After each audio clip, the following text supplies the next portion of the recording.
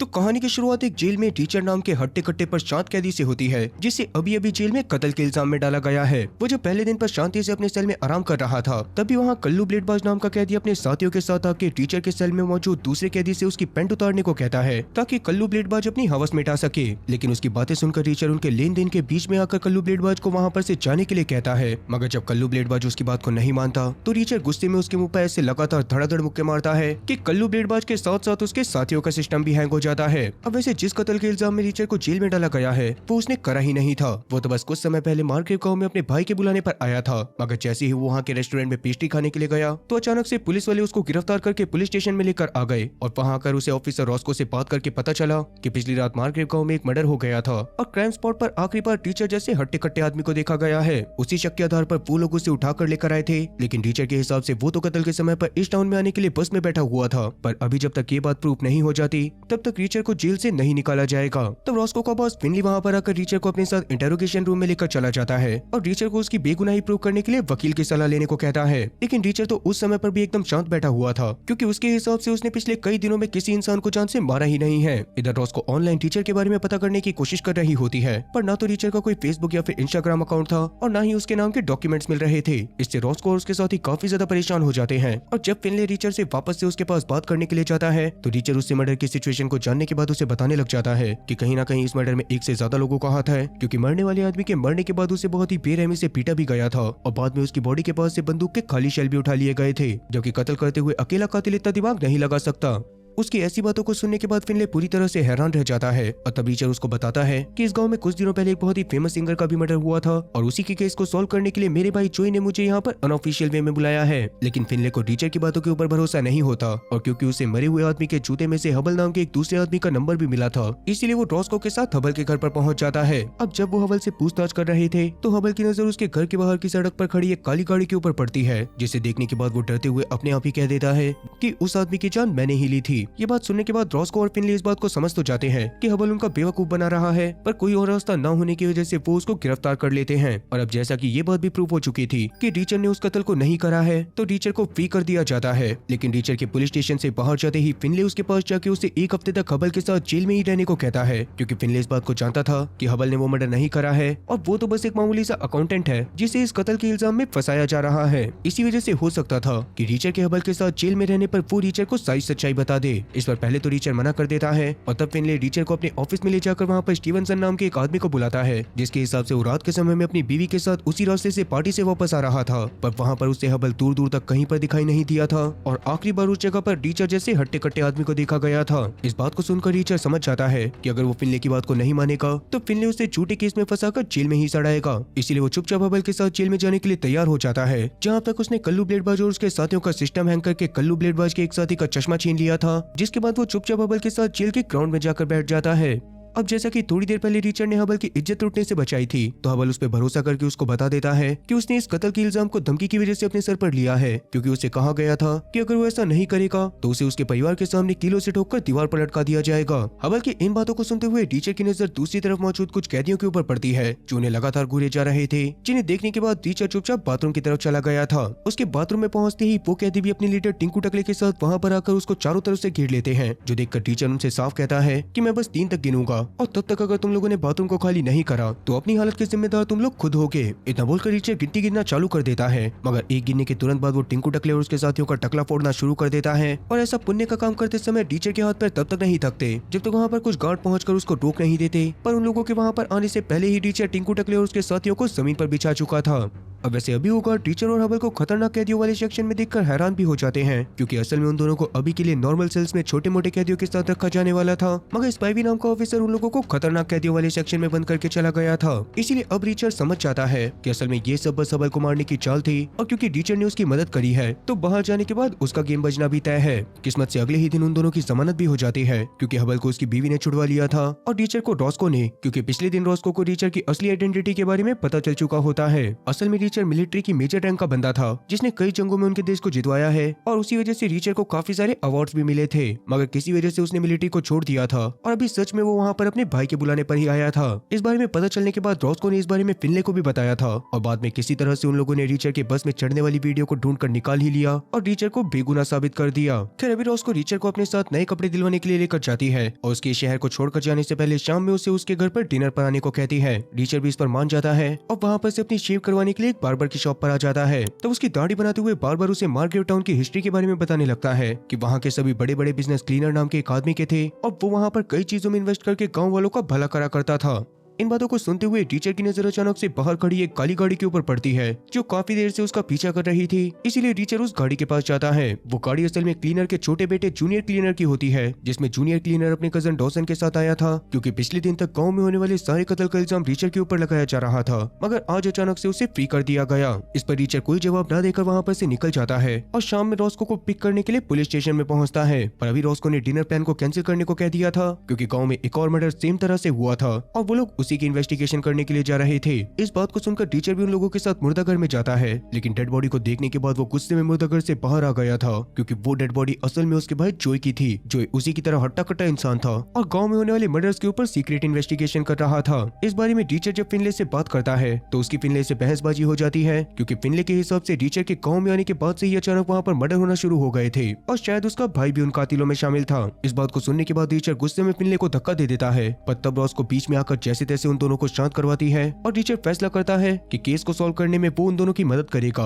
और अपने भाई के कातिलों का पता करने के लिए लोगों की लाशें बिछा देगा। अब रीचर सबसे पहले रॉस्को के साथ हबल के घर पर जाता है, मगर उस समय पर हबल अपने काम से शहर से बाहर गया हुआ था और घर पर बस उसकी बीवी और उसकी 2 बेटियां मौजूद थी। इस वक्त जब रॉस्को हबल की बीवी से बातचीत कर रही होती है उसी दौरान टीचर को सोचकर बाथरूम को यूज करने की परमिशन मांगता है, मगर वो बाथरूम में न जाकर हबल के घर में दुनिया मुसिया करना शुरू कर देता है, जिस दौरान उसे हबल के जूते में से एक छोटी सी सीट का टुकड़ा मिलता है जिसे देखने के बाद वो रॉस्को के साथ हबल के घर से बाहर आ गया था, जहाँ आकर वो रॉस्को को कहता है कि गांव में होने वाले मर्डर के पीछे किसी बहुत ही शातिर बंदे का हाथ है, क्योंकि उसने ये जानते हुए भी कि हबल एक बैंकर है उसको फंसाने के लिए उसके जूते के अंदर एक सीट का टुकड़ा भी छोड़ दिया था। तो फिलहाल के लिए रॉस्को को इस बारे में ज्यादा चीजें समझ में नहीं आती और अब रीचर उसके साथ अपने भाई की मौत की लोकेशन के पास चला जाता है, जहां जाकर जोई के बारे में रीचर से बात करने पर रॉस्को को पता चलता है कि जोई असल में होमलैंड सिक्योरिटी का एक एजेंट था, पर उसे इस केस को सॉल्व करने की लीड कहां से मिली थी इस बारे में रीचर को कुछ भी नहीं पता। यही सब बताते हुए रीचर अपने भाई को याद करने लग जाता है और अब क्योंकि अपने भाई के कातिलों का पता लगने तक वो मार्गेव में ही रुकने वाला था,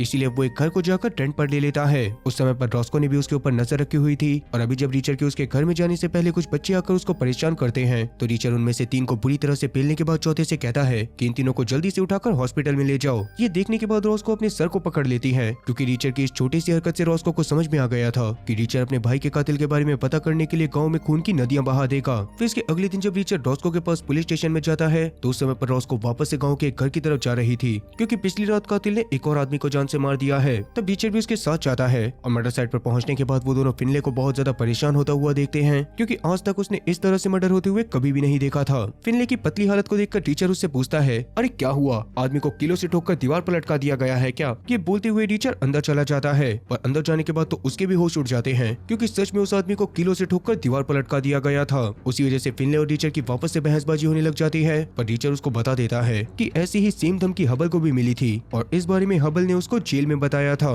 अब वैसे ही मरने वाला आदमी चीफ ऑफ पुलिस मॉरिसन होता है और इसके मरने की वजह से इसकी पोस्ट टील नाम के एक दूसरे ऑफिसर को दे दी गई थी जो टाउन की एक बिल्डिंग में जल्दी ही अपनी स्पीच देने वाला था। इसीलिए उसकी स्पीच सुनने के लिए तुरंत ही फिनले वहाँ पर से निकल जाता है और तब रॉस्को और टीचर वापस से हबल के घर पर जाते हैं, जहाँ पर उसकी वाइफ मार्था बहुत ज्यादा परेशान हो रही थी क्योंकि पिछली रात से उसका हबल से कोई भी कांटेक्ट नहीं हुआ होता और उसी कारण से मार्था को हबल की बहुत ज्यादा टेंशन हो रही थी। अब क्योंकि ऐसी सिचुएशन में मार्था और उसके बच्चों की भी जान को खतरा हो सकता था, इसीलिए रॉस्को उनके पास ही रुकने का फैसला करती है और टीचर से जल्दी से फिनले के पास जाने को कहती है। तब टीचर भी उसी बिल्डिंग में पहुंच जाता है जहाँ पर फिनले और गाँव के लोग टील की स्पीच को सुन रहे थे और उसके हिसाब से वो गाँव में कत्ल कर रहे कातिल के बारे में जल्दी ही पता करने वाला था। इस बारे में सुनकर पहले तो सारे के सारे गांव वाले भड़क जाते हैं, मगर उतने में ही वहाँ पर मिस्टर क्लीनर पहुंचकर टील का साथ देने लग गए थे, जो देखकर सब लोग चुपचाप बैठ जाते हैं। और टील की स्पीच खत्म होने के बाद जब फिनले टील के पास जाकर उससे कहता है कि शायद मॉरिसन के कत्ल में भी गांव में कत्ल करने वाले कातिल का ही हाथ होगा, तो इस बात पर टील साफ इनकार कर देता है। उसके हिसाब से मॉरिसन ने काफी सारे लोगों को जेल में पहुंचाया था, जिनमें से ही किसी कैदी ने रिहा होने के बाद बदला लेने के लिए उसकी जान ली होगी।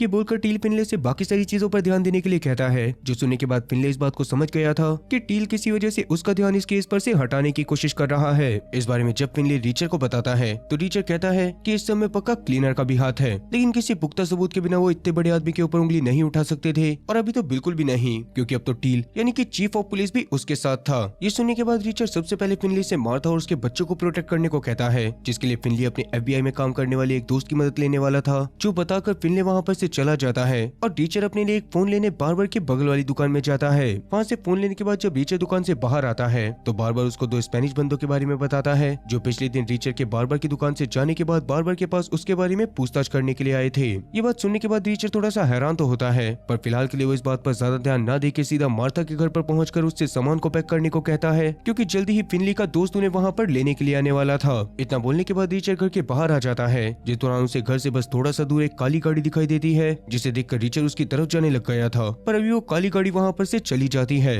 तब रीचर भी मार्था के घर में वापस आ गया था और फिर थोड़ी ही देर में वहाँ पर फिनली का दोस्त बकार्ड भी पहुंचकर मार्था और उसके बच्चों को अपने साथ एक सेफ लोकेशन पर लेकर चला जाता है। इसके बाद रीचर स्पाइवी से पूछताछ करने का फैसला करता है, क्योंकि पक्का किसी के कहने पर ही स्पाइवी ने उसको और हबल को खतरनाक कैदी वाले सेक्शन में जानबूझकर बंद करा था, पर ऐसा उससे किसने करवाया उस बारे में सिर्फ स्पाइवी बता सकता था। इसीलिए रीचर स्पाइवी के बारे में पता करते हुए जैसे तैसे रात में स्पाइवी के पास पहुंच जाता है, पर वहाँ पर स्पाइवी ने पहले ही अपने 2 स्पेनिश मुस्टैंडों को वहाँ पर खड़ा करा हुआ था, और वही लोग रीचर के बारे में पता करने के लिए बार्बर की दुकान पर भी गए थे। इस बारे में पता चलते ही रीचर उन दोनों की कुटाई करना शुरू कर देता है, जिस दौरान उसको खुद को भी बहुत ज्यादा चोट आती है, क्योंकि वो दोनों बंदे भी काफी ज्यादा ताकतवर थे। तभी अचानक उन दोनों को पुलिस की गाड़ी की आवाज आने पर वो दोनों वहाँ पर से भाग जाते हैं, और तब रीचर खुद भी पुलिस स्टेशन में आकर रॉस्को और फिनले को इस बारे में सब कुछ बता देता है। तब रॉस्को सबसे पहले तो रीचर के घाव पर दवाई लगाने लगती है, जिसके बाद दोनों थोड़ा सा एंजॉय करने के लिए एक बार में चले गए थे, जहाँ पर रीचर को थोड़ा सा अच्छा फील करवाने के लिए रॉस्को उसके साथ डांस भी करती है। फिर थोड़ी देर नाचने के बाद वो लोग वापस से अपने घर की तरफ आने लग गए थे, पर अब तक काफी तेज बारिश शुरू हो जाती है, जिसकी वजह से वो रात में घर पर न जाकर पास के एक मोटल में रुकने का फैसला करते हैं। इसके बाद जब वो दोनों सुबह रॉस्को के घर पर जाते हैं तो रॉस्को के घर का दरवाजा ऑलरेडी टूटा हुआ था, जो देखकर रॉस्को और रीचर तुरंत ही घर के अंदर जाते हैं, जहाँ घर के अंदर जगह जगह पर कीचड़ से सने पैरों के निशान थे और दरवाजे पर सी यू सून लिखा हुआ था।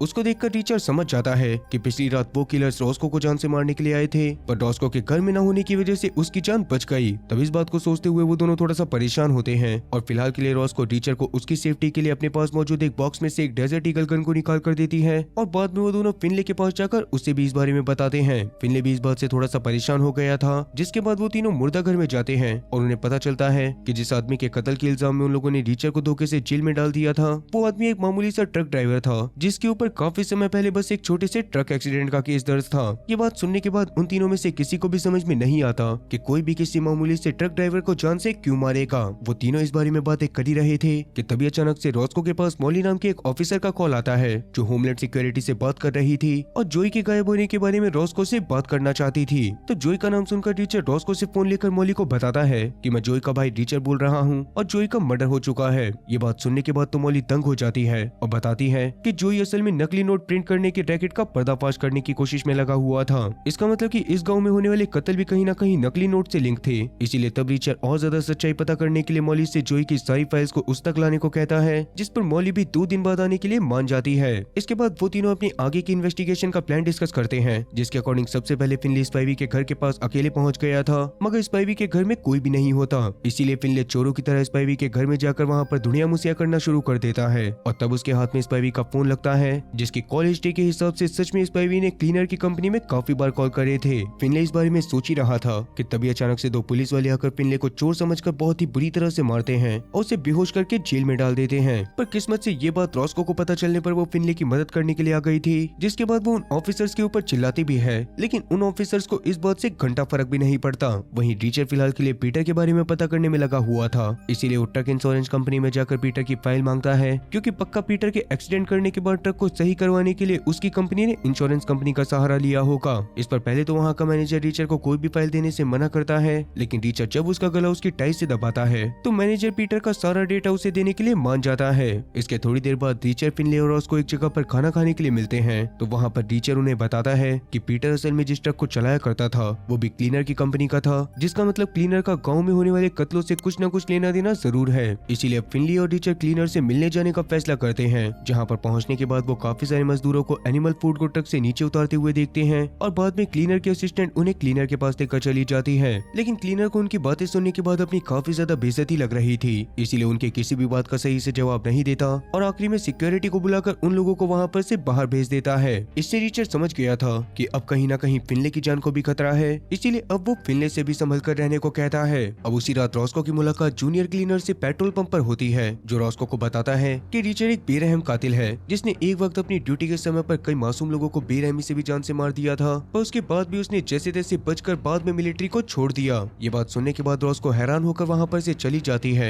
और वहीं दूसरी तरफ एक छोटी सी पार्टी में फिनले जाकर हबल की बैंक मैनेजर से मिलता है, जिससे बात करने के बाद फिनले को पता चलता है कि हबल ने तो 1 साल पहले ही उनके बैंक को छोड़ दिया था, पर अगर हबल ने काम छोड़ दिया था तो वो किस काम से शहर से बाहर गया था, यही सवाल फिनले के दिमाग में बार बार घूमने लग जाता है। इधर रिचर्ड खुद भी स्पाइवी के बारे में पता करने के लिए एक बार में आया हुआ था, जहाँ एक आदमी से स्पाइवी के बारे में पूछने पर वहाँ पर छपरी जुल्फिकार आकर उससे बेफालतू की भसड़ करने की कोशिश करता है, जिससे गुस्से में रिचर्ड उसका सारा छपरी पना निकाल कर उससे ही स्पाइवी के बारे में पूछता है, और तब जाकर रिचर्ड को पता चलता है कि आखिरी बार स्पाइवी उन दोनों स्पेनिश बंदों के साथ काफी ज्यादा घबरा कर वहाँ पर से निकला था। ये बात जानने के बाद रिचर्ड वहाँ पर से निकला ही था कि तभी अचानक उससे अपनी गाड़ी के पीछे वही काली वाली गाड़ी उसका पीछा करते हुए दिखाई देती है, जिसे देखने के बाद रिचर्ड अपनी गाड़ी को भगाता हुआ एक घर के पास लाता है और अंधेरे में चलती गाड़ी से कूदकर पीछे ही छुप जाता है। इससे वो गाड़ी थोड़ा सा आगे जाकर रुक गई थी और रिचर्ड का काली गाड़ी से पीछा करने वाले उन दोनों स्पेनिश बंदों को लगने लग गया था कि रिचर्ड ने खुद उस घर के पास जाकर गाड़ी रोकी है, इसीलिए वो लोग भी तुरंत ही वहाँ पर आकर अपनी गाड़ी को रोकते हुए रिचर्ड को ढूंढने लग जाते हैं। पर तभी अचानक रिचर्ड पीछे से उन दोनों को शूट करके खत्म कर देता है और बाद में उनके सामान की तलाशी लेने लग जाता है। तब उन लोगों के पास से रिचर्ड को काफी सारा कैश मिलता है,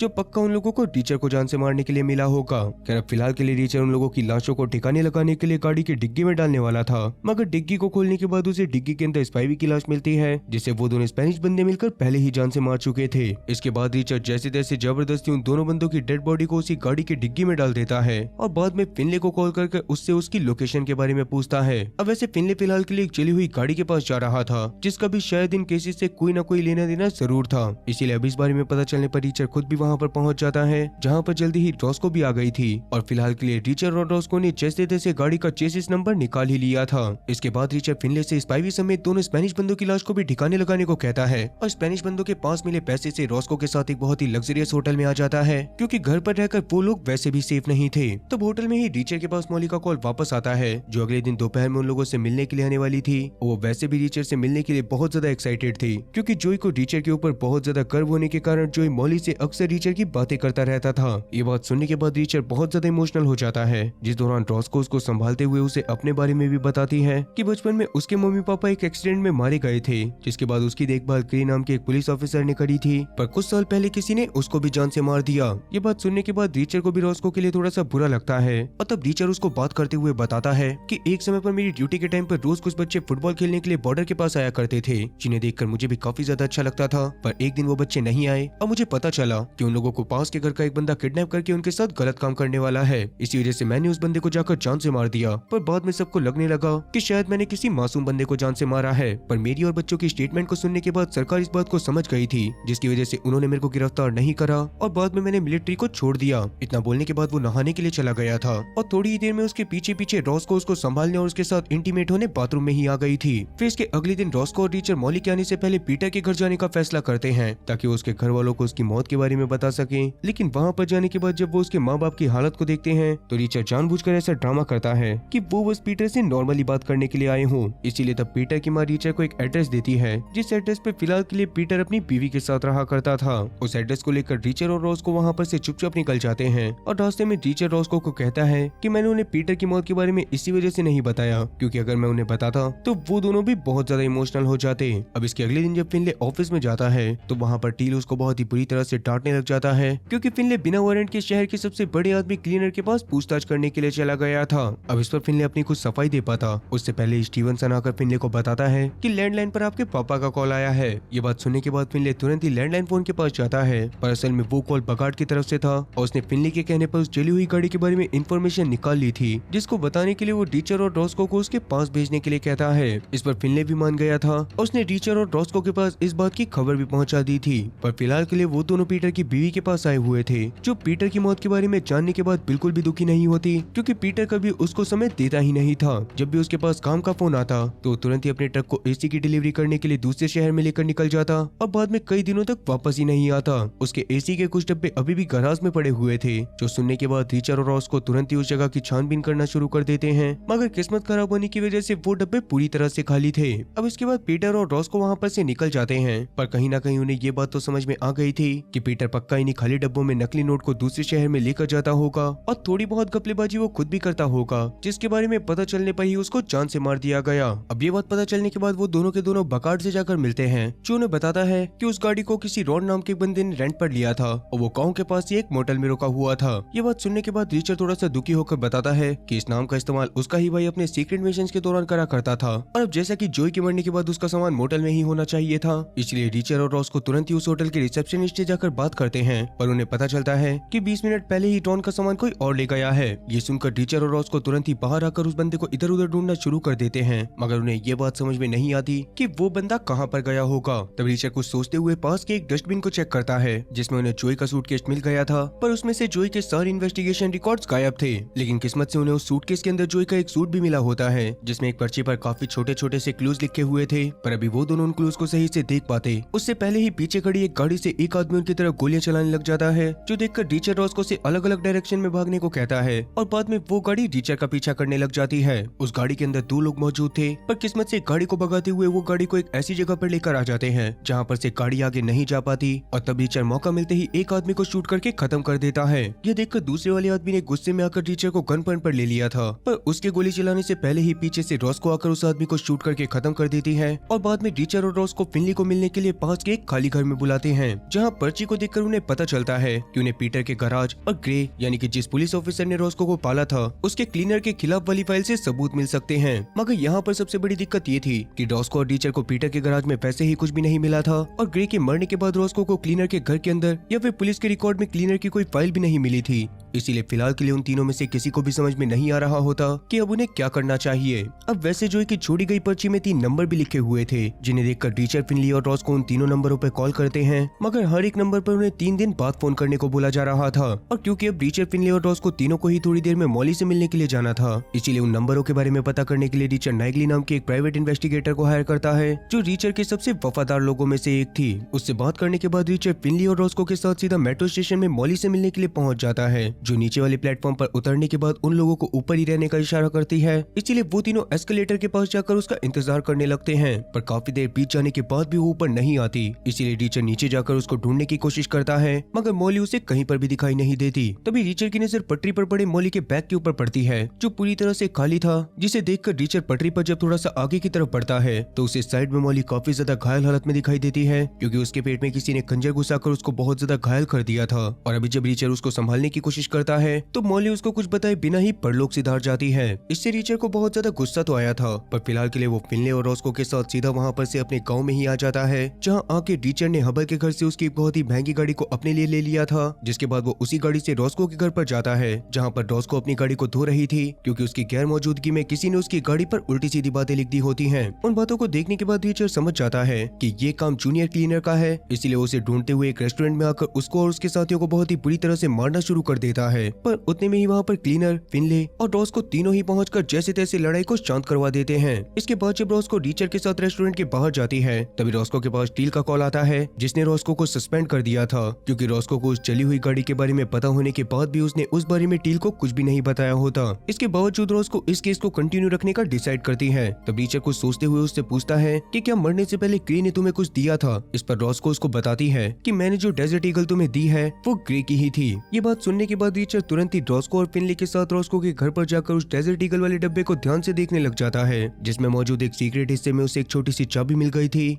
जो किस ताले की थी इस बारे में रॉस्को को कुछ भी पता नहीं होता। तब रिचर्ड उसे ग्रे के शेड्यूल को बताने को कहता है, जिस पर रॉस्को उसको बताती है कि ग्रे चाहे कितना भी बिजी हो, वो हफ्ते में एक बार बार्बर की शॉप पर जरूर जाता था। ये जानकर रिचर्ड तुरंत ही रॉस्को और फिनले के साथ अब बार्बर की शॉप पर पहुंच जाता है, जहां मौजूद बार्बर से जब वो लोग ग्रे के बारे में पूछते हैं तो बार्बर चुपचाप रॉस्को को एक बक्सा दे देता है, जो ग्रे ने मरने मरने से पहले बार्बर के पास छोड़ दिया था और कहा था कि वो बक्सा बार्बर रॉस्को को तभी दे जब रॉस्को उसको ढूंढती हुई आए। ये बात सुनने के बाद रॉस्को इमोशनल होते हुए उस बक्से को खोलती है, जिसके अंदर उन्हें क्लीनर के काले धंधे के बहुत सारे सबूत मिल जाते हैं और उन्हें ये बात समझ में आ जाती है कि क्लीनर मार्ग्रेव गांव से आसपास के सारे शहरों के अंदर बहुत सारे नकली नोट सप्लाई करता है और इसी वजह से वो इतना ज्यादा अमीर है। तो कहीं ना कहीं रॉस्को को ये बात भी समझ में आ जाती है कि कहीं ना कहीं ग्रे को मरवाने के पीछे भी क्लीनर का ही हाथ है। इसी वजह से वो गुस्से में बाहर चली जाती है। तब रिचर और फिनली भी उसको संभालने के लिए बाहर पहुंचते हैं और तभी अचानक से नाइगली खुद रिचर को कॉल करके अगले दिन उससे मिलने को कहती है, क्योंकि उसे उन 3 बंदों के बारे में काफी खतरनाक इन्फॉर्मेशन मिली थी। इसीलिए अब रिचर पास के शहर की तरफ नाइगली से मिलने के लिए पहुंच जाता है, जहाँ नाइगली उससे मिलकर उसे बताती है कि असल में उन तीनों बंदों को बहुत ही बेरहमी के साथ किसी ने जान से मार दिया है और उन मरने वालों में एक FBI ऑफिसर भी शामिल था,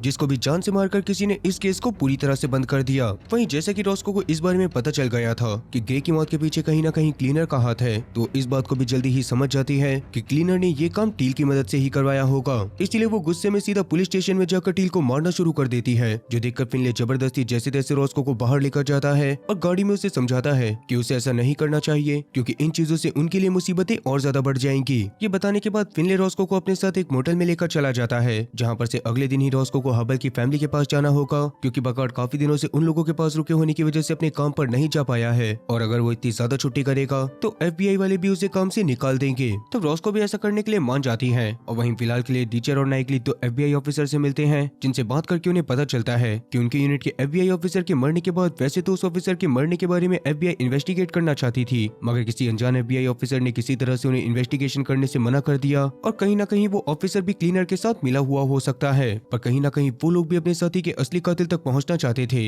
इसी वजह से वो रिचर की इस केस को आगे बढ़ाने में मदद करने के लिए तैयार होते हैं और फिलहाल के लिए वो उसे अपने साथ एक क्लब में एक आदमी के पास लेकर जाते हैं, जिसने 3 में से 2 लोगों की मौत को होते हुए देखा था और उस आदमी के हिसाब से उस रात उन दोनों लोगों के घर में 4 लोग पॉलिथीन वाले कपड़े पहन कर गए थे और उनमें वाइकिंग नाम का एक आदमी भी शामिल था। ये बात जानकर रिचर वहाँ पर से दोनों FBI ऑफिसर और नाइगली के साथ फिर से गाड़ी में आकर बैठ जाता है, जिस दौरान गाड़ी चलाते हुए उनके साथ मौजूद 2 ऑफिसर में से एक ऑफिसर ने गाड़ी में अपने ही दूसरे साथी को शूट करके खत्म कर दिया था, क्योंकि वो खुद भी क्लीनर के साथ मिला हुआ है और अभी वो रिचर और नाइगली को भी जान से मारने वाला था। लेकिन तब रिचर और नाइगली अपनी जान बचाने के लिए उसे लात मारकर गाड़ी का बैलेंस बिगाड़ देते हैं और गाड़ी पास के एक तालाब में क्रैश कर जाती है। तब रिचर और नाइगली तो जैसे तैसे बाहर आ जाते हैं, लेकिन वो ऑफिसर पानी में डूबने से मारा जाता है। इस इन्फॉर्मेशन के साथ रिचर अब वहाँ पर से मार्ग्रेव में जाने वाला था, जबकि नाइगली पीछे से इस केस के बारे में और भी चीजों को पता करके उसको बताने वाली थी। दूसरी तरफ मॉडल में फिनली फैसला करता है कि वो क्लीनर के बारे में और ज्यादा चीजें जानने के लिए थोड़ी ही देर में क्लीनर की फैक्ट्री में जाएगा और सच में फिनले ऐसा करने में कामयाब भी हो जाता है।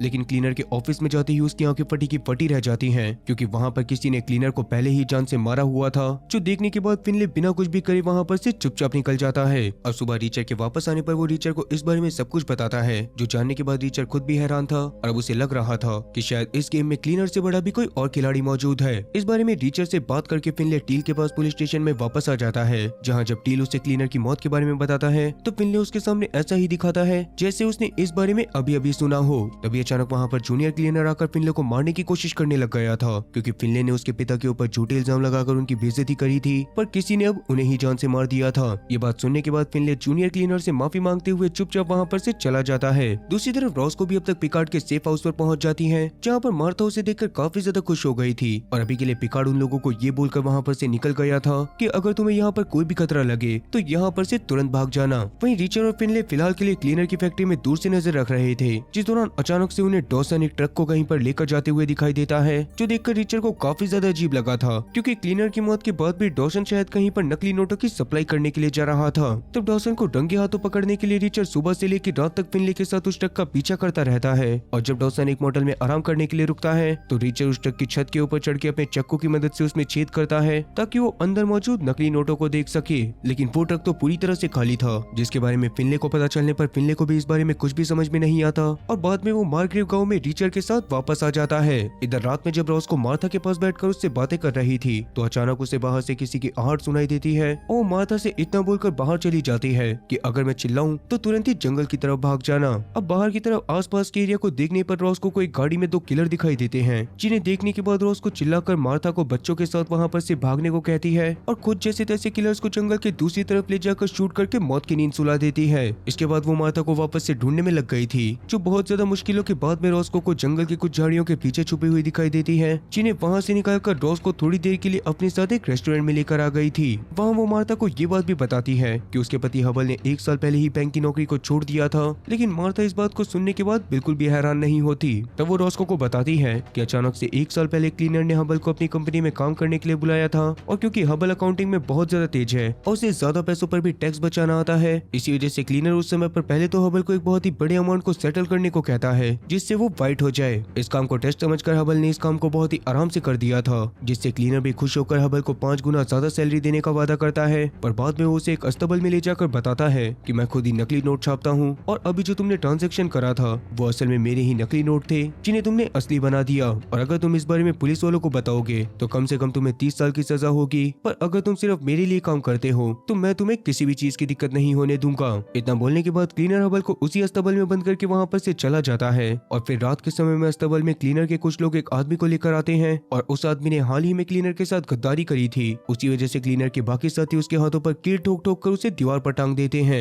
इन्हीं बातों की धमकी उन्होंने हबल को भी दी थी, और हबल ने इन सब चीजों को अपनी आंखों से होता हुआ देखा था। इसी वजह से डर के मारे वो क्लीनर के साथ काम कर रहा था। फिर अभी इतने में ही उस रेस्टोरेंट के पास पिकट पहुंचकर उन लोगों को दूसरी किसी सेफ लोकेशन पर लेकर जाने लगता है, और वहीं रीचर को एक औरत के बारे में पता चलता है जो कि उनके देश के सबसे बड़े प्रोफेसर में से एक थी, और उसका भी जोई के साथ कोई ना कोई तो लिंक था। इसी वजह से इतने सारे लोगों के मरने के बाद उसने पुलिस प्रोटेक्शन में खुद को पुलिस स्टेशन में ही कैद करवा लिया था। रीचर तब जाकर उससे भी बात करता है, और उसको जोई के बारे में और भी काफी सारी चीजें क्लियर हो जाती हैं। उससे बातें करने के बाद जब रीचर वहाँ से निकल कर आ रहा था, तभी अचानक से वाइकिंग नाम का वही आदमी उसका पीछा करना शुरू कर देता है, जो देखकर रीचर भागता हुआ एक खाली जगह पर पहुंचता है, और वाइकिंग के वहाँ पर आने के बाद उससे लड़ाई करना शुरू कर देता है। अब उस दौरान रीचर की शुरुआत में तो वाइकिंग से लड़ने में काफी ज्यादा हालत खराब हो रही थी, क्योंकि वाइकिंग खुद भी एक ट्रेन फाइटर था, पर बाद में जैसे तैसे रीचर वाइकिंग को जान से मार ही देता है। अब उसी रात ऑफिसर स्टीवनसन के घर में 4 बंदे पॉलीथीन बैग वाले कपड़ों को पहनकर जाते हैं, और सुबह सबको क्लीनर के फ्यूनरल के बाद स्टीवनसन और उसकी बीवी की मौत के बारे में पता चलता है, जिन्हें मारने से पहले कातिलों ने स्टीवनसन के सामने उसकी प्रेग्नेंट बीवी को बहुत ही ज्यादा टॉर्चर करा था, क्योंकि शायद वो लोग उससे कुछ जानना चाहते थे।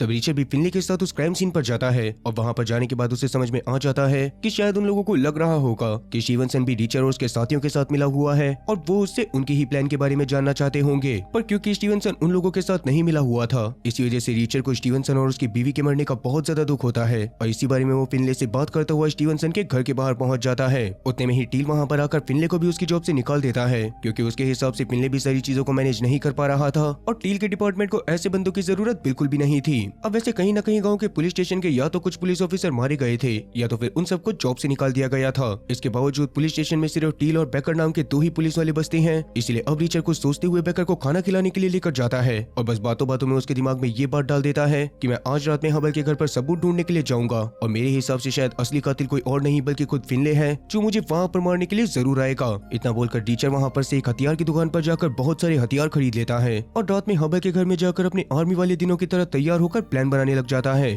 उस प्लान के अकॉर्डिंग वो टीवी की आवाज को तेज करके खुद बाहर झाड़ियों में घुस गया था, जिसके थोड़ी देर बाद ही वहाँ पर पॉलीथीन कपड़ों वाले वो 4 किलर पहुंच जाते हैं, जिन्होंने इस बार मास्क नहीं लगा रखा होता, और वो लोग असल में डॉसन और उसके साथी थे। वो लोग घर के अंदर जाकर रीचर को ढूंढना शुरू कर देते हैं, जिस बीच सबसे पहले तो रीचर बाहर मौजूद ड्राइवर को खत्म करके गाड़ी का डिपर देता है, जिसे देखने के बाद एक बंदा और बाहर आ गया था, और टीचर ने उसको भी जान से मार दिया था। इसके बाद वो घर में जाकर एक और बंदे को ठिकाने लगाता है, और बाद में सीधा डॉसन से लड़ाई करना शुरू कर देता है, जिस दौरान शुरुआत में तो डॉसन उसको कड़ी टक्कर देते हुए उसके साथ स्विमिंग पूल में गिर जाता है, जहाँ पर एक समय पर वो रीचर को जान से मारने भी वाला था, पर अभी जैसे तैसे रीचर अपने आप को संभाल कर डॉसन को शूट करता हुआ खत्म कर देता है। इसके बाद रीचर उन लोगों के हथियारों को भी जमा करके अपनी गाड़ी की डिग्गी में डालकर वापस से अपने घर में आ जाता है, और डॉस्को को कॉल करके बताता है कि मुझे समझ में आ गया है कि इन लोगों का काम कैसे चल रहा है। असल में अमेरिका में छोटे से छोटे और बड़े से बड़े डॉलर्स का साइज एक ही था, जिसका ही फायदा उठाकर सबसे पहले तो क्लीनर काफी सारे $1 के नोटों को लेकर आता था, और बाद में किसी तरह से एनिमल फूड में मिले केमिकल की मदद से उसके इंक को मिटाकर उन्हें $100 में प्रिंट करवाता था। इससे उसे सीधा सीधा 99% का प्रॉफिट हो रहा था, और इसी वजह से डॉसन भी उस दिन खाली ट्रक को लेकर गया था ताकि वो $1 वाले नोटों की डिलीवरी लेकर आ सके। अब वैसे ये सारी चीजें क्लियर तो होती हैं, लेकिन इस बात को सरकार के सामने प्रूव करने के लिए पुख्ता सबूतों की जरूरत होती है। इसीलिए रीचर एक बार वापस से ट्रक ड्राइवर पीटर के घर पर जाने का फैसला करता है, लेकिन इस बार वो पीटर की बीवी वाले घर के गैराज में नहीं बल्कि उसकी माँ के गैराज में जाकर चेक करना चाहता था। तभी अचानक से रीचर के पास फिनले का कॉल आता है, जो एक रेस्टोरेंट में रुका हुआ था, और वहाँ पर उसे मारने के लिए कुछ लोग आ गए थे। तब रीचर उससे सारी सिचुएशन को जानने के बाद उसे थोड़ा सा वेट करने के लिए कहता है, और जब किलर मोटल में दाखिल हो जाते हैं तो रीचर फिनले से उसके बगल वाले रूम की दीवार को तोड़कर वहाँ पर से भागने की सलाह देता है। रीचर की सलाह की वजह से तब फिनले वहाँ पर से जैसे तैसे अपनी जान को बचाकर निकल गया था, जिसके बाद वो सबसे पहले तो रीचर का शुक्रिया करता है, और सुबह सुबह वो दोनों मिलकर पीटर की माँ की गैराज में जाते हैं। तो पीटर की मॉम रीचर से जानने की कोशिश करती है कि क्या उसे पहले से पीटर की मौत के बारे में अंदाजा था। इस पर रिचर्ड भी हाँ बोलते हुए उसे समझाता है कि उसने पहले पीटर की मौत के बारे में उसकी माँ को इसी वजह से नहीं बताया क्योंकि वो नहीं चाहता था कि पीटर की माँ दुखी हो जाए। ये सुनने के बाद पीटर की माँ वहाँ पर से चली जाती है, जिसके बाद जब रिचर्ड फिनले के साथ मिलकर उस गैराज की चेकिंग करता है तो वहाँ पर उसे एक बॉक्स में काफी सारे नकली नोट मिल जाते हैं। उन सबको देखने के बाद रिचर्ड फिनले से तुरंत ही पिकार्ड को कॉल करने को कहता है ताकि पिकार्ड की मदद से वो लोग FBI को बुला सके और FBI के साथ मिलकर जूनियर क्लीनर की फैक्ट्री के ऊपर रेड मार सके। इस पर फिनले भी मानते हुए उन नोटों को लेकर सीधा पिकार्ड के एड्रेस की तरफ जाने लग गया था, जबकि रिचर्ड अभी कुछ काम से कहीं और जा रहा था। पर बीच में अचानक से निगली उसको कॉल करके बताती है कि असल में जिस FBI ऑफिसर ने उनके केस को बंद करवाया था वो कोई और नहीं बल्कि पिकार्ड ही था। तो किस्मत से निगली की थोड़ी सी बातों को सुनने के बाद ही रिचर्ड इस बारे में समझ चुका होता है। इसी वजह से वो खुद भी निगली से बात करते हुए तुरंत ही पिकार्ड के एड्रेस की तरफ पहुंच जाता है, जहां पर अंदर जूनियर क्लीनर, टील और पिकार्ड तीनों मौजूद थे। और जूनियर क्लीनर और पिकार्ड ने फिनली को गन पॉइंट पर लिया हुआ था। रिचर्ड के वहां पर पहुंचते ही वो रिचर्ड को भी गन पॉइंट पर ले लेते हैं और टील उससे उसका फोन और उसकी बंदूक छीनने के बाद उसे भी साइड में खड़े होने को बोल देता है। पिकार्ड उन लोगों के साथ पैसे की वजह से शुरू से मिला हुआ था, पर साथ साथ उसने काफी बार फिनले को बचाने की भी कोशिश करी थी, लेकिन वो इस केस को छोड़ने के लिए बिल्कुल भी तैयार नहीं था। इसी वजह से अब तक पिकार्ड ने रॉस को मार था और उसके बच्चों को भी पकड़वा दिया होता है, जिनको जूनियर क्लीनर ने कैद करके कहीं पर रखा हुआ था। और वो रिचर्ड से चाहते थे कि वो किसी तरह से हबल को ढूंढ दे। ये बात सुनने के बाद रिचर्ड थोड़ा सा हैरान हो जाता है, पर तब जूनियर क्लीनर उसको बताता है कि असल में हबल किसी तरह से उन लोगों के वहाँ पर से भाग गया था, जिसके बाद से वो उसको ढूंढ नहीं पा रहे हैं और वो रिचर्ड से उसको ही ढूंढवाना चाहते हैं। तब रिचर्ड को लगता है कि शायद जूनियर क्लीनर ये सब अपने पिता क्लीनर की मौत का बदला लेने के लिए कर रहा है। इसी वजह से वो जूनियर क्लीनर के सामने क्लियर भी करता है कि हम लोगों ने क्लीनर को नहीं मारा। पर तब यहाँ पर जूनियर क्लीनर बताता है कि असल में अपने पिता को उसने खुद ही जान से मारा था, क्योंकि जूनियर क्लीनर भी अपने पिता के धंधे में शामिल होने के बाद काफी सारे लोगों को जान से मार चुका था, जो बात क्लीनर को बिल्कुल भी पसंद नहीं आती थी। और जूनियर क्लीनर का पागलपन देखकर वो उसको जल्दी ही किसी मेंटल हॉस्पिटल में भेजने वाले थे। इसके अलावा गाँव में होने वाले बाकी के सारे मर्डर भी जूनियर क्लीनर ने ही करे थे, क्योंकि उसके हिसाब से वो सारे के सारे लोग आगे चलकर उसके लिए बड़ा खतरा बन सकते थे। इस बात को सुनने के बाद रिचर्ड को गुस्सा तो आता है, पर फिलहाल के लिए वो कुछ भी नहीं कर सकता था। इसी वजह से वो चुपचाप जूनियर क्लीनर की बात मानकर पिकार्ड को अपने साथ लेकर हबल को ढूंढने के लिए निकल जाता है, क्योंकि अगर सुबह 6 बजे तक वो उसको ढूंढ कर नहीं लाता तो जूनियर क्लीनर और उसके साथी मिलकर रॉस को, मार्था, उसके दोनों बच्चों और फिनले को जान से मार देते। फिर अपने दिमाग के घोड़ों को दौड़ाने के बाद रिचर्ड पिकार्ड के साथ एक रेस्टोरेंट में जाता है और उस एरिया के मैप को निकालकर वहाँ पर कुछ लोकेशंस को मार्क करने लग जाता है जहाँ पर हबल हो सकता था। वो बेशक से जूनियर क्लीनर के पास से भाग क्यों ना गया हो, पर पक्का उसको अपनी फैमिली की बहुत ज्यादा चिंता होगी। इसी वजह से वो शहर से इतना दूर कभी भी नहीं जाएगा कि वो जरूरत पड़ने पर अपनी फैमिली के पास ना पहुंच सके। तो पिकार्ड को भी रिचर्ड की सारी बातें सही लगती हैं और अभी रिचर्ड अपनी जैकेट पहनते हुए जानबूझकर पिकार्ड के ऊपर कॉफी गिरा देता है, जिससे पिकार्ड का ध्यान भटकते ही रिचर्ड ने पास में पड़े एक कांटे को उठा लिया था। इसके बाद वो गाड़ी के पास जाकर तुरंत ही गाड़ी के टायर में उस कांटे को घुसा देता है और रात में तब तक लगातार ड्राइव करता रहता है जब तक गाड़ी का पीछे वाला टायर पंचर नहीं हो जाता। अब तक पिकार्ड को रिचर्ड की चाल के बारे में समझ में नहीं आया था। इसी वजह से वो रिचर्ड को गाड़ी से नीचे उतरकर टायर को चेंज करने के लिए कहता है और उसी दौरान रिचर्ड गाड़ी के टायर को डिग्गी से निकालने के बहाने डिग्गी में पड़े हथियारों में से एक गन को उठा लेता है। ये देखने के बाद तो पिकार्ड की फट के 4 से 64 हो गई थी, इसलिए वो गाड़ी के दूसरी तरफ जाकर छुप जाता है और रिचर्ड भी उससे अपोजिट डायरेक्शन में छुपा हुआ था, जहाँ पर से कुछ सोचते हुए वो पिकार्ड को समझाने की कोशिश करता है कि कहीं ना कहीं हम दोनों को ही एक दूसरे की जरूरत है, क्योंकि अगर सुबह के टाइम पर वो लोग तुम्हारी आवाज को नहीं सुनेंगे तो वो लोग वैसे भी रॉस को और बाकी सबको जान से मार देंगे, और अगर तुमने मुझे जान से मार दिया तो वैसे भी तुम हबल तक कभी भी नहीं पहुंच पाओगे। इसलिए अब मैं 3 तक गिनूंगा, जिस दौरान 1 बोलने पर हम लोग अपने हाथ को उठाएंगे, 2 बोलने पर हम दोनों के दोनों अपनी बंदूकों को गाड़ी के ऊपर रख देंगे और 3 बोलने पर दोनों के दोनों सेफली खड़े हो जाएंगे।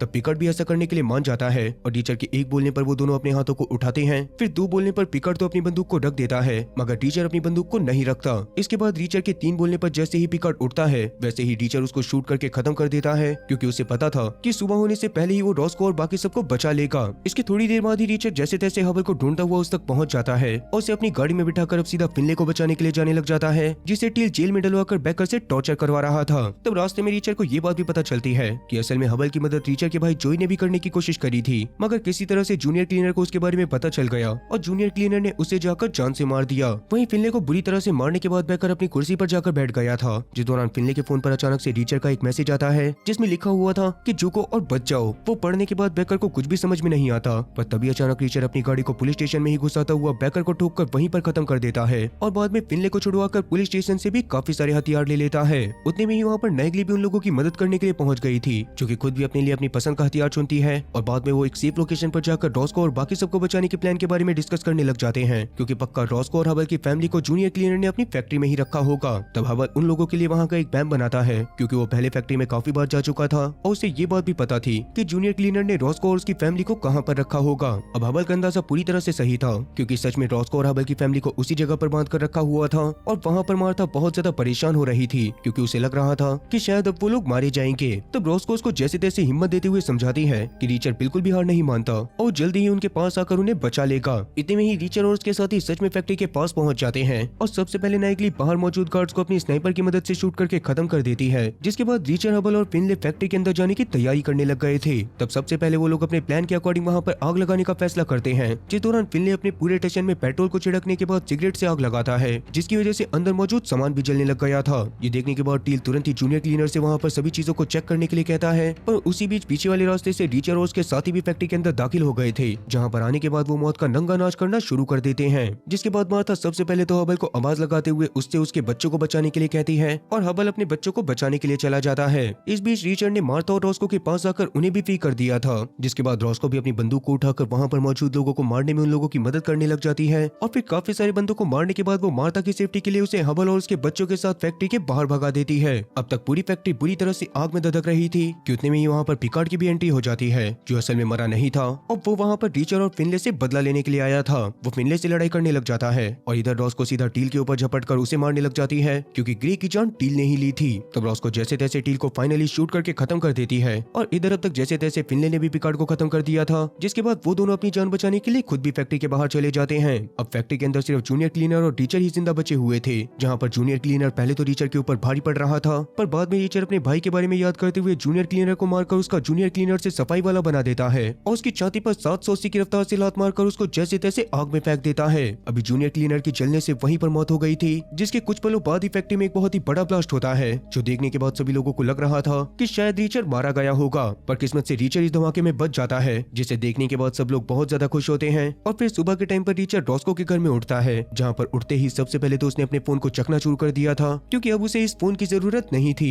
इसके बाद वो अपने भाई से अपनी आखिरी मीटिंग को याद करता है, जिस दौरान उसके भाई ने उसको उसके गुस्से पर काबू रखने के लिए कहा था, मगर रिचर्ड ने उसकी बात को नहीं माना था। यही सब सोचते हुए रिचर्ड रॉस्को के घर के बाहर आकर बैठ जाता है और तब रॉस्को उसके पास आकर उसको उसी टाउन में उसके पास रुकने के लिए कहती है, मगर रिचर्ड इसके लिए मना कर देता है क्योंकि उसके हिसाब से हिस्ट्री में दो तरह के लोग हुआ करते थे। पहले वो जो एक जगह पर बस कर अपना गुजारा करते थे और दूसरे वो जो जगह जगह पर हांटते रहते थे, और कहीं न कहीं रिचर्ड के हिसाब से उसके पूर्वज झांडू रहे होंगे, इसीलिए वो भी यहाँ पर नहीं रुक सकता। तब रॉस्को भी उसको नहीं रोकती और उसको एक पैकेट पर अपना मोबाइल नंबर लिख कर देती है ताकि अगर रिचर्ड उससे कभी भी बात करना चाहे तो वो उससे बात कर सके। इसके बाद वो दोनों एक दूसरे को आखिरी बार किस करते हैं और इसके बाद रिचर्ड वहाँ पर से फिनली के साथ उस पेस्ट्री शॉप पर जाता है, जहाँ पर वो टाउन में आके पेस्ट्री खाने के लिए गया था, मगर वो पेस्ट्री को नहीं खा पाया था। लेकिन उस पेस्ट्री को खाने के बाद रिचर्ड को उस पेस्ट्री का स्वाद ज्यादा पसंद नहीं आता और अब वो फिनले से भी अलविदा लेकर आखिरी बार उस जगह पर जाता है जहाँ पर उसके भाई जोई की लाश मिली थी। वहाँ पर जाने के बाद रिचर्ड ने अपने सबसे पसंदीदा मेडल को जमीन के अंदर गाड़ दिया था ताकि वो जोई को रिस्पेक्ट दे सके, और अभी जोई को रिस्पेक्ट देकर रिचर्ड वहाँ पर से निकल जाता है।